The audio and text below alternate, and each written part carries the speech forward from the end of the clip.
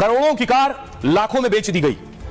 ये तस्वीरें आप देख रहे हैं। पिछले दिनों खबर आई थी कि दिल्ली में पुरानी गाड़ियां बैन हो गई हैं। 15 साल से ज्यादा पुरानी गाड़ियां, 10 साल से ज्यादा पुरानी गाड़ियां बैन हो गई हैं। तो अब दिल्ली वाले क्या करें, क्योंकि दिल्ली वाले महंगी महंगी गाड़ियों के शौकीन हैं। अगली तस्वीर देखिए, और इनमें छोटी मोटी गाड़ी नहीं, BMW, लैंड रोवर, मर्सिडीज जैसी गाड़ियां जिनके पास है, पुरानी है, अच्छी कंडीशन में, वो क्या करें, उन्होंने बेच दी औने पौने दामों पर। अगली तस्वीर देखिए जरा।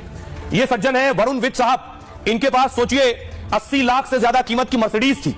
इन्होंने 2-2.5 लाख रुपए में मर्सिडीज बेच दी, क्योंकि पुरानी थी, महंगी थी। इन्हें लगा कि अब तो इसे कोई खरीदेगा नहीं, अब मैं दिल्ली में चला नहीं पाऊंगा। तो सोचिए ये गाड़ी इन्होंने 2.5 लाख रुपए में बेच दी।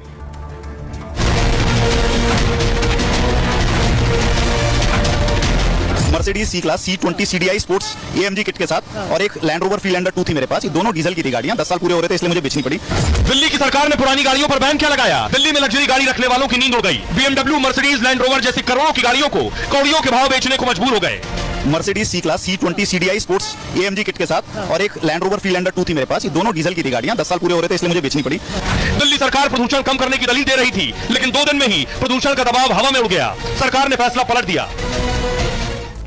आइए अब आपको बताऊं, देखिए जरा लाखों की गाड़ियां कैसे औने पौने दामों में बिक गई दिल्ली में। 2 दिन के अंदर यह खेल हो गया। दिल्ली सरकार ने 1 जुलाई से फैसला लागू किया कि 10 साल पुरानी डीजल की गाड़ी बैन और 15 साल पुरानी पेट्रोल की गाड़ी बैन। ऐसी गाड़ियों को पेट्रोल पंप पर तेल नहीं दिया जाएगा। यह खबर मैंने आपको दिखाई भी थी। पुरानी गाड़ियों को कबाड़खाने में भेज दिया जाएगा। सरकार के फैसले के बाद गाड़ी मालिक डर गए। लाखों करोड़ों की कारों को कौड़ियों के भाव बेचने लगे।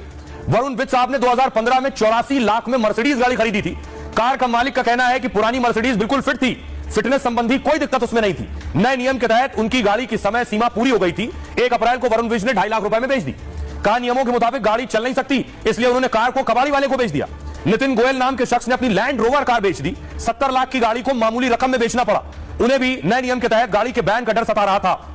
आइए अब आपको सुनवाता हूं कार के जो मालिक हैं, सुनिए जरा उनका दुख वो क्या कह रहे हैं। Mercedes C class C20 CDI sports AMG kit के साथ और एक लैंड रोवर फ्रीलैंडर 2 थी मेरे पास। ये दोनों डीजल की थी गाड़ियां। 10 साल पूरे हो रहे थे, इसलिए मुझे बेचनी पड़ी। दोनों गाड़ी वेल मेंटेन थी। दोनों गाड़ियों की सर्विस शोरूम से होती थी और दोनों गाड़ी पे मैंने 9 साल तक जीरो डेप्रिसिएशन ले रखा था। नॉर्मली इंश्योरेंस कंपनी 6 साल बाद जीरो डेप इंश्योरेंस नहीं देती। जब बेची है तो उसके बाद हमने डिसाइड कर लिया कि अब लग्जरी गाड़ी नहीं लेनी है। मोह भंग क्या मतलब, अब जब ये लाइफ 10 साल ही हो गई है गाड़ी की, तो लग्जरी गाड़ी मतलब ना यूज नहीं हो पाती है उतनी कि पैसे वसूल हो पाए।